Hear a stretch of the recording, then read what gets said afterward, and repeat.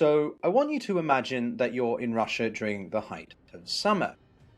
For a country associated with extremes, the weather is no different, be that in the winter, perhaps during times of conflict or strife when general winter came to the rescue, or during summertime when, perhaps if you're in the city or suburban areas, you retreat to your dacha, country residences perhaps on a lake where life is easier and you're able to get some recluse. But this summer, this August, specifically on August 10th, perhaps you weren't doing that. Perhaps you were part of the several hundred, especially younger Russians, who were gathering outside the Supreme Court in Moscow. You see, there were hundreds of these people from not only the city but other parts of the country, all holding up billboards and covering the pavements in chalk messages. For Yabloko, for peace, Navalny's slogan of Russia will be free. But most interestingly of all, in Ukrainian, we have no fear, we have love.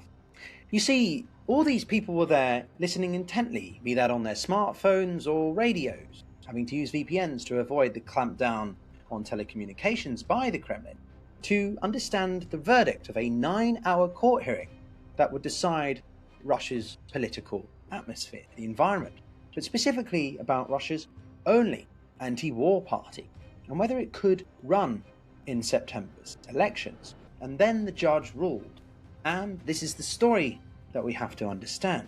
A police officer suddenly came to all this crowd with a simple message that if they didn't disperse timely and promptly, nobody would be coming to rescue when the military recruitment stations and individuals and officers approached them later. This is Putin's Russia. This is Russia's electoral landscape in 2026. And this is the story of what it means and how it goes from here. This is the Global Gambit. How are you going, everyone? Welcome back to the channel. Now, if you're a regular here, you'll know that we cover the Russia-Ukraine war often, but we're going to look specifically at the Russian political environment, the landscape, because many of you purposefully reached out to me asking for me to cover it. And certainly having read more into the details and digging up some old educational books and essays that I'd written during my undergrad and years of covering Russian comparative politics, at least in the context of other countries, it's definitely worth a look into. Now, it's going to get pretty wild, so stick around to the end because there's a twist I'm not sure you've thought of. And of course, let me know in the comments what you think about this. But still, before we get to the anti-war party, or known as Yabloko specifically, I want to give you some context that a lot of Western coverage either skips or just completely misunderstands. Because to understand what the Yabloko ban means, you first have to understand what Russian elections actually are. Now, of course, it's going to be pretty obvious. They're not really actually elections, but it's still more nuanced than this. A system of this complexity survives and succeeds because it's incredibly nuanced. Every nook and cranny has been covered. You see, Russia has multiple registered political parties. It's actually a semi-presidential republic, the same as France. There is United Russia, which is Putin's party. There is the Communist Party. There is the Liberal Democratic Party, or LDP, New People, Just Russia. Now, on paper, this all, of course, looks like political pluralism, but it's not. Every party, other than Yabloko, that sits in the State Duma, supports Kremlin policy. The Liberal Democratic Party, specifically, whose name implies a specific ideology, is in practice actually ultra-nationalist and always backs Putin's most extreme positions. But more than that, even goes further, making Putin, in the eyes of some, seem relatively restrained. I'm not going to use the word moderate, but certainly he doesn't do enough in dealing damage and destruction to Ukraine to make them capitulate, put it that way. The Communist Party votes with the Kremlin on issues that matter, even though the Communist Party doesn't ideologically agree with anything Putin should do. Just Russia exists as a managed pressure valve for voters who don't want united Russia but need somewhere to go. These are not opposition parties. They are Kremlin projects. Political entities created or co-opted to give the appearance of democratic competition while ensuring that the Duma never produces a voice that challenges what matters. In Russian political vocabulary, they are sometimes called systemic opposition, parties that exist within and serve the system rather than ever challenging it. Now, Yabloko was different. It was founded in 1993, it's not new, but it survived the years of Putin by being genuinely independent but accommodating, essentially willing to make concessions to the Kremlin when necessary, not aggressively confrontational. It has not won a seat since 2003, mind you, and when many people believe Putin really began to centralize power even more. And for the past decade, its support sat at around 3%. Its main constituency was the aging Soviet-era intelligentsia. Now, the Kremlin tolerated it precisely because it was too small to matter. Anything under 3 to 5% is not really enough to count as an official party in Russian law. And it provided a fig leaf of pluralism without any actual threat, though. But of course, this summer, that changed. So what actually happened? On July 29th, the Kremlin Central Election Commission approved Yabloko's registration for the September ballot. This was not an accident. The Kremlin's political technologists, if you like, the election advisors who manage Russia's managed democracy, had made a calculation. Since 2000, Yabloko had consistently failed to clear that 5% threshold to enter the Duma, right, the officialization, if you like. Its leadership had been systematically depleted, and its most recognizable candidates were knocked off the list. Several were arrested, including one person known as Lev Shalozberg, and others declared as foreign agents. By the time it was registered, what remained, therefore, was a diminished party whose most visible faces had been removed. The Kremlin reckoned that Yabloko posed, therefore, no threat, and it would be allowed to run, perform poorly, and the result would paint the opposition as marginal, inefficient, and therefore completely worthless as an option to govern. Proof that Russians had no real appetite for an alternative also. Then on July 27th, Yabloko declared it would run as a party of peace. They quoted as saying, "We support the earliest possible agreement for a ceasefire. We support diplomacy, negotiations. We stand for the absolute value of human life, freedom from fear and repression." Its electoral manifesto consisted of 43 words. The first two sentences in capital letters: for peace and freedom, for a life without fear. And Russians, quietly, without fanfare, without the visible protest that gets people arrested, started moving it towards it. And this is why I think those who label all Russians as simply on the side of Putin misunderstand the country. Is it not good that more stand up? But it shows a lack of understanding of the complexity of the system and what really happens to you if you do speak out. When Russians feel there is an option for something, a lot of them will support it, but it has to be done subtly. I can tell you that from personal experience. But still, the numbers are what scared the Kremlin here. The polling shift was rapid and significant. Yabloko's support reached 5.3% in surveys by Russian Field within days of the peace declaration. By the time it was disqualified, it had nearly doubled. And social media posts of young Russians eating apples, which was the symbolism, singing about apples, featuring apple emojis, gathered millions of views. Yabloko's Telegram channel grew to have more followers than United Russia's, and Yulia Navalnaya, Navalny's widow, now leading the anti-corruption foundation he built, endorsed it from exile. And that's a big deal. So the 5% threshold to enter the Duma was not just within reach, it was completely blown out of the water.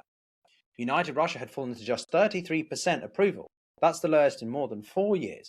2/3 of Russians told independent pollsters they wanted peace negotiations. 57% said that they were worried about the situation in the country. This is the highest level since the mobilization of autumn 2022. And political technologists who had approved Yabloko's registration had made a miscalculation, a strategically significant one. They had assumed the party would perform so badly and demonstrate a pro-war consensus. Instead, it legitimized the sentiment that a lot of Russians actually feel. Maybe not for the right reasons of the killings against Ukrainians, but simply for the negative implications, the negative externalities it's having on the Russian economy and way of life. And their security services that dominate the Kremlin decided that keeping up the pretense of a real election by allowing the party to campaign was just too risky. And then came the faction war inside the Kremlin, which a lot of people, I think, have missed. The ban did not come from a single unified Kremlin decision. It came from a factional struggle and an understanding which faction won was crucial. It's at least crucial here in understanding, telling you something important about who's actually running Russia right now, not so much just Putin. Political scientists watching closely have offered two competing explanations here. The first is that the FSB security bloc had originally wanted Yabloko on the ballot as a controlled pressure valve, a small anti-war party that gives Russians who oppose the war somewhere to direct their discontent without building it into something less controllable. In this reading, the security services initially supported the registration. But the second explanation is that Sergei Kiriyenko, the presidential administration's first deputy chief of staff, and who actually runs Russia's domestic political architecture, either tried to use Yabloko as a counterweight to the New People's Party, or simply underestimated how much support an explicitly anti-war platform would attract. Both explanations agree on what happened next, though. The numbers came back harder than anyone expected and was prepared for, and whatever the original plan had been, safety valve, controlled opposition, or whatever, it was overtaken by a new reality. Navalnaya put it directly, that the Kremlin was going to let Yabloko stand, then those in power got scared. People were starting to join forces here. The danger, as others have argued, was not that Yabloko might re-enter the Duma, it was that it would be able to openly and legally speak everywhere about the need for peace and give an alternative prevailing sentiment across the country. So letting them win seats would have had signaled a political sea change, potentially. None that has taken place, and so the ban was the only option left. So the lawsuit here was brought by Rodina, a Kremlin-controlled nationalist party, and cited copyright infringement of Soviet pacifist songs, a photograph of atomic bombing of Hiroshima, allegedly infringing the copyright of the American army, and images created by ChatGPT. These are not legal arguments. They are a demonstration that the legal argument doesn't matter, that the argument was decided before any 9-hour hearing began, which was there purely for filibustering by the looks of it. The judge who upheld the lawsuit was the same judge who banned Memorial, Russia's most important human rights organization, and designated it extremist. The same judge also dismissed legal complaints filed by Alexei Navalny. The same judicial infrastructure that eliminated independent civil society is now being deployed against the political party that was polling at 10%. Rodina's chairman was explicit about the real grounds. Yabloko are national traitors. They are people who embrace Western values, anti-war, I don't know, and are demanding our surrender. The copyright claims were the legal mechanism here, and that was the political verdict. So as one other individual put it that I saw, whereas previously it was forbidden to speak out against the war, now it is forbidden even to speak out in favor of peace, even though Putin's the one who's constantly saying he is keen for peace talks, just not with Zelensky and not outside of Russia. But that's besides it. Let's ignore that. That's not the point. Now, jokes aside, what does the ban actually remove then? The consequences of the ban go beyond simply removing Yabloko from the ballot. Yabloko's exclusion means it can no longer send representatives to monitor polling stations at all. Independent electoral observation, already non-existent really in Putin's Russia now, has been further degraded. The party that was providing the infrastructure for what little verification remained in any way, shape or form has been removed entirely. And so the ballot in September will now consist exclusively of parties that, of course, only support this war. United Russia and the rest of them, just the systemic opposition. It doesn't matter to distinguish between them. They're all the same. The only difference is to what extent do we continue with the war? The Liberal Democrat Party want to escalate. The communists will back the Kremlin, perhaps in specific strike targets. New people will offer managed dissent on more peripheral issues. But specifically, what matters here is the Russian civilian society. The 2/3 of Russians who want peace negotiations will have no one to vote for. And this is the killer point here. By doing this, Putin and the Kremlin have made a calculated risk. They have put themselves in a bit of a corner now. Because if after the September elections, Putin does feel the need he is forced to call mobilization, he will see even more of a resistance than he did before the developments of this political judicial proceeding. He was already in a tight spot. As you know, I keep saying he either has to choose between not mobilizing and accepting the front lines are going badly, or call mobilization and admit that the war is not going badly. And certainly put now the political pressure internally, domestically on top of that, it shows that he is losing complete control of the narrative, even more, not just in a psychological or information on the radio waves kind of way, but physically what's happening with the kind of political parties and therefore the sense of choice Russians feel that they always thought that they had, even if they preferred Putin managing it all. If they perceive an increasingly bold populace and growing potential for protest, that is the Kremlin, then they will probably conclude that insignificant pressure, censorship and repression has been applied. So they will continue to apply that pressure, and you will see more resistance growing from within Russian citizens, specifically now in the city areas, which is even more of a problem than the rural areas. Putin didn't ban Yabloko because it was a threat to his power. He banned it because enough Russians were ready to vote for it, and the result might have been visible.